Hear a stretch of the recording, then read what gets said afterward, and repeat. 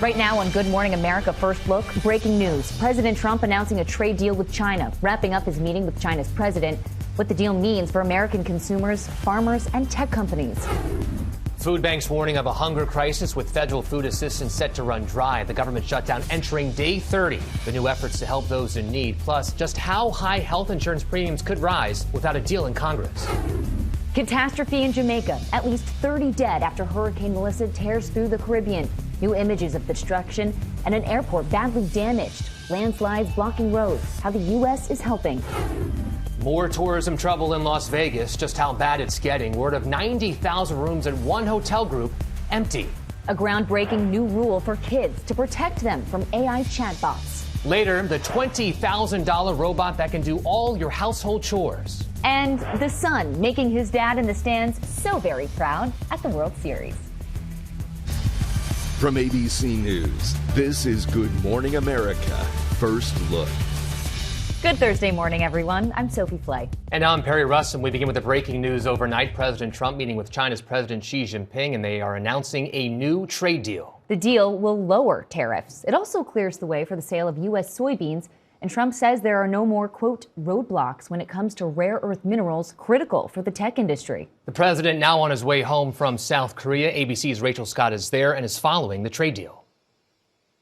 President Trump walking out of his nearly 2-hour-long meeting with Chinese President Xi Jinping, their first meeting in 6 years, to announce that a trade deal has been reached. The president had threatened an additional 100% tariff on Chinese imports by November 1st if no deal was reached. That would have raised the price on everything from clothes to electronics. But as of now, it looks like that has been averted. The president announcing these two sides reached an agreement on a number of different things, including China agreeing to buy soybeans from American farmers, crack down on fentanyl, and also loosen restrictions on those critical rare earth minerals that are key to making everything from smartphones to cars. That was a major sticking point during these negotiations. We have a deal.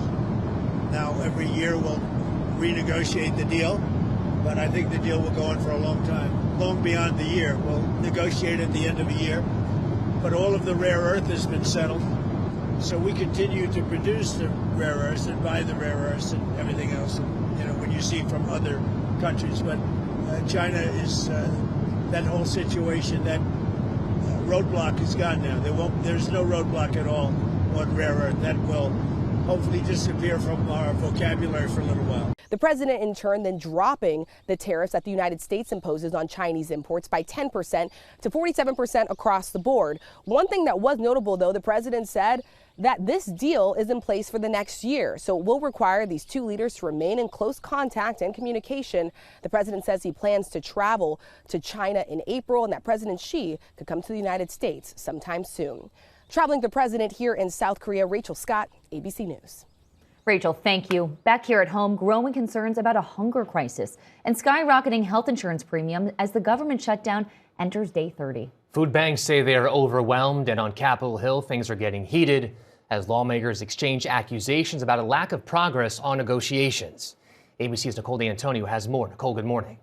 Well, Sophie Perry, good morning. The clock is ticking for millions of Americans who rely on this food assistance. And with a crucial deadline looming, Democrats and Republicans are digging in.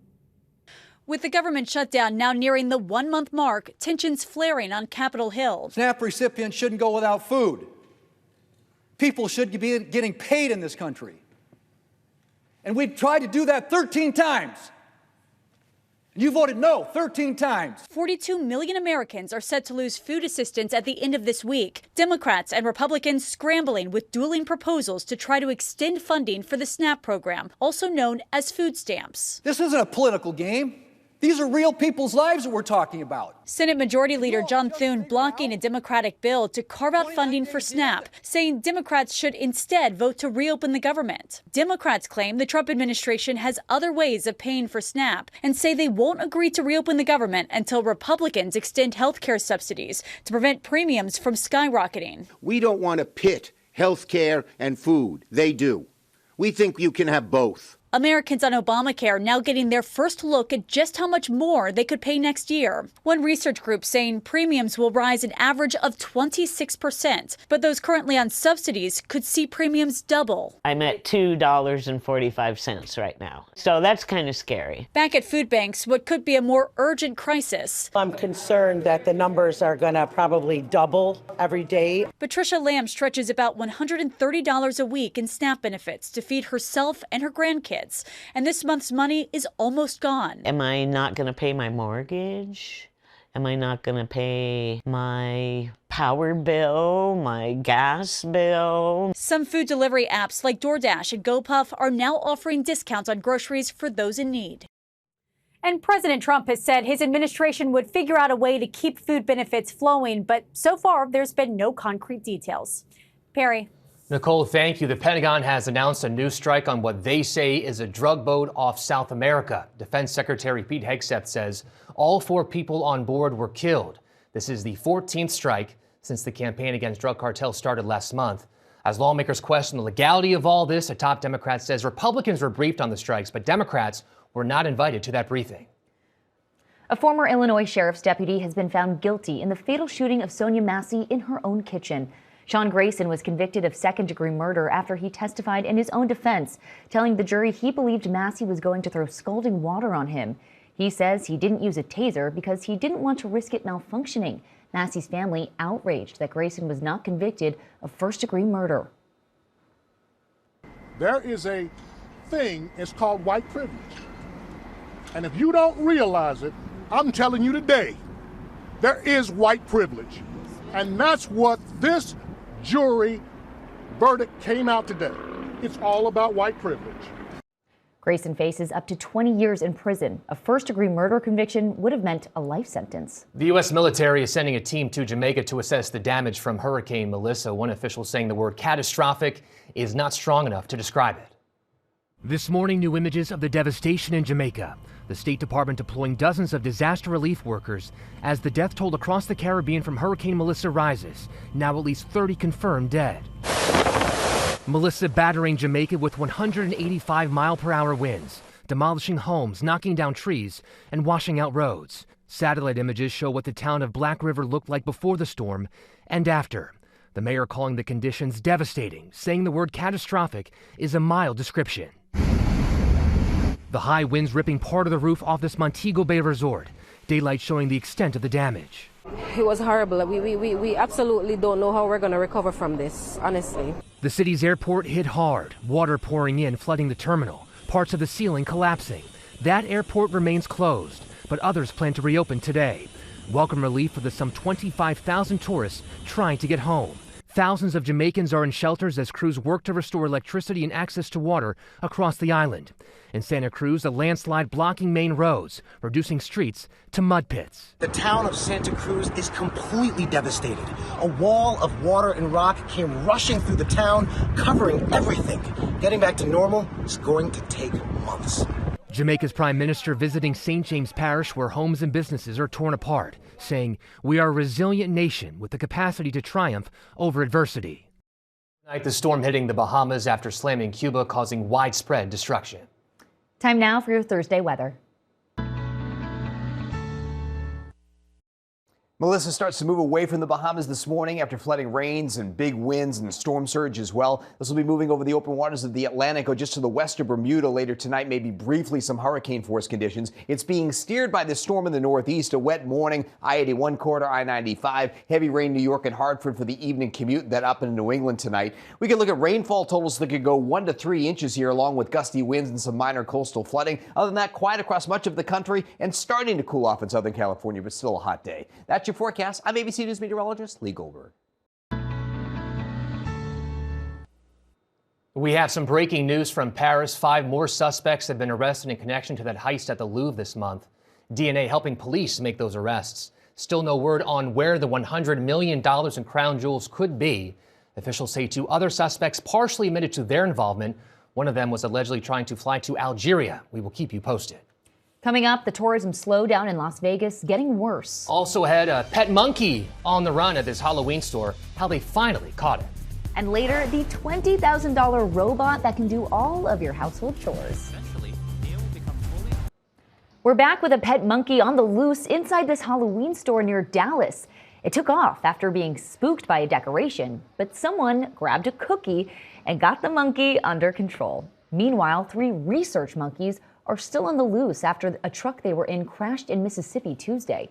New numbers show complaints about Las Vegas being too expensive, hurting tourism. A new report says nearly 300,000 fewer tourists visited Sin City last month compared to the same period last year.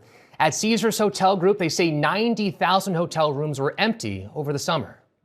Now to a developing story overseas. Thousands of people trapped and terrified in a major city.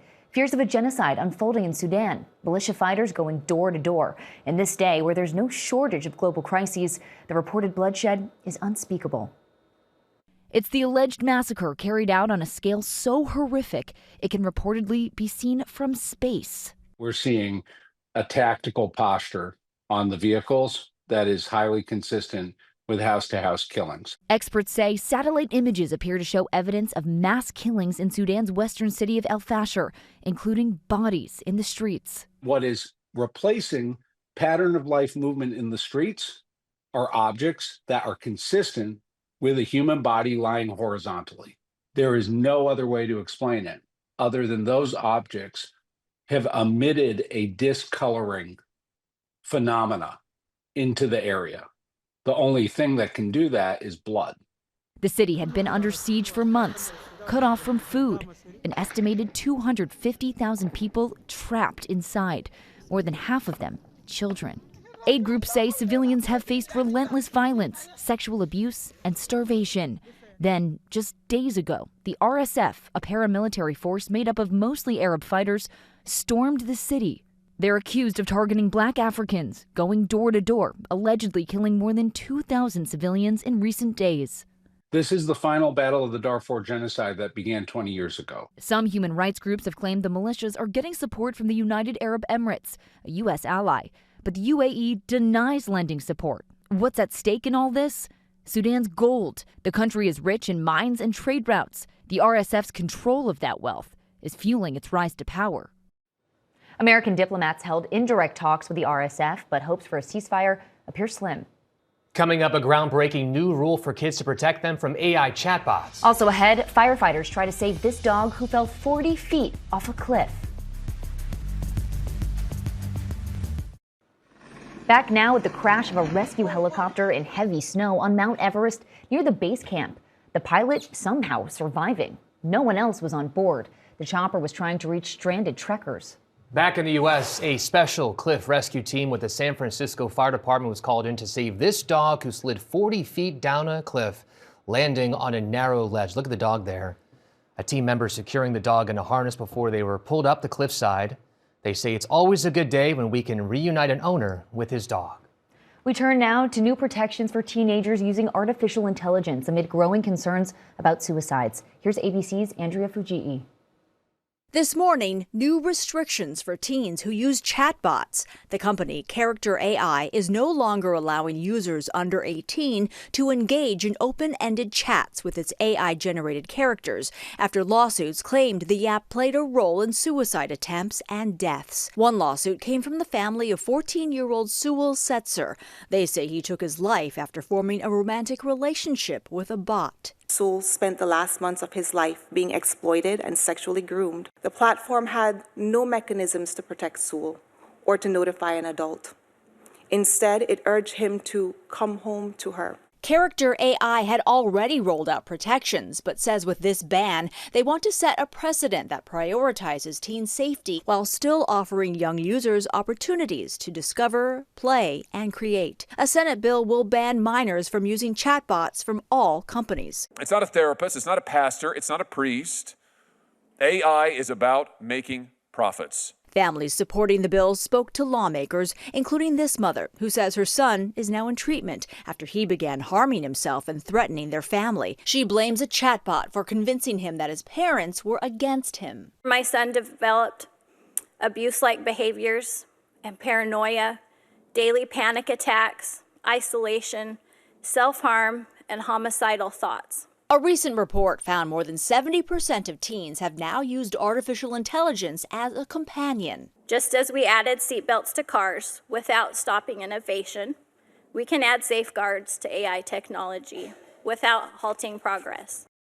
Character AI's ban of chatbots for teens begins November 25th. Until then, teens are allowed 2 hours of the chat function per day. Perry, Sophie. Andrea, thank you. To the World Series we go. The Blue Jays' Trey Savage pitching like a savage last night against the Dodgers. He set a World Series rookie record with 12 strikeouts. He was only called up in mid-September, so he's been living in a hotel ever since. Also last night, this proud dad moment for Davis Snyder's father. He was recording in the stands when his son led off the game with a home run for the Blue Jays. The next batter, Vladimir Guerrero Jr., also hit a solo home run. That is a World Series first. The Jays won 6-1. They could be crowned champions tomorrow night. Coming up, the very unusual word of the year. Plus, the officer caught with his pants not down, but off in court.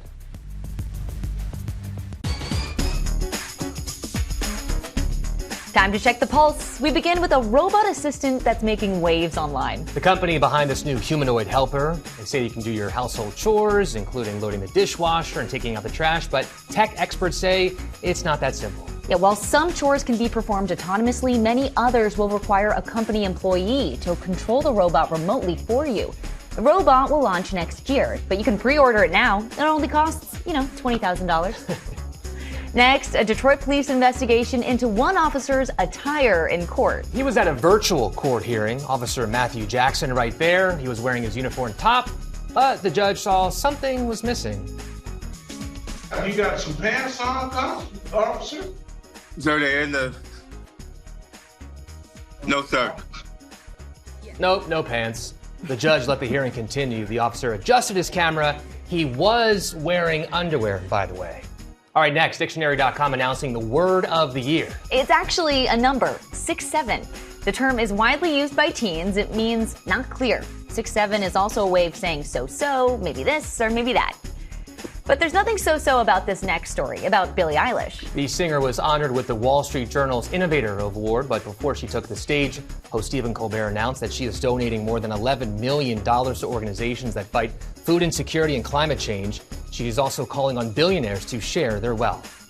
And finally, more cute babies dressed for Halloween. This time we go to Memphis, where these newborns are dressed as different kinds of candy, everything from a Hershey bar to candy corn. Little M&Ms there, too. The hospital calling it a sweet way to mark their first Halloween. We love seeing that, don't we? They're so cute. More top headlines coming up next.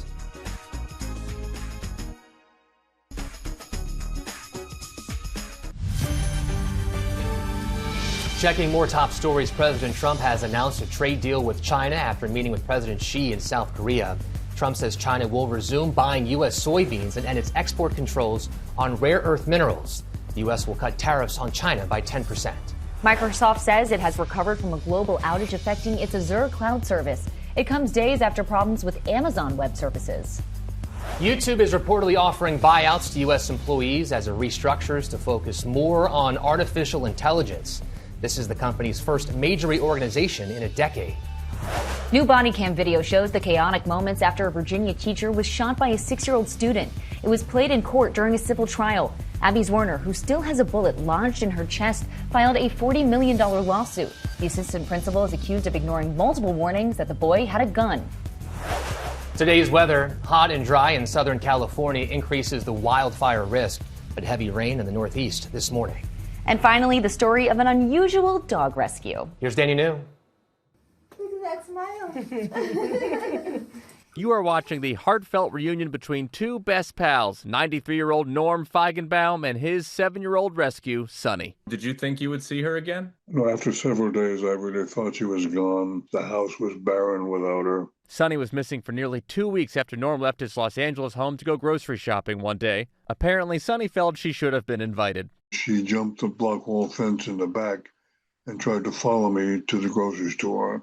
That is when Norm turned to the volunteers at a nonprofit called Dog Days Search and Rescue, who immediately started putting up these flyers. One of their volunteers, Justice here, says it took a full week before they got a call from a woman who saw Sonny in a nature preserve a mile away. There's no water. There's coyotes, we knew she was on borrowed time at that point.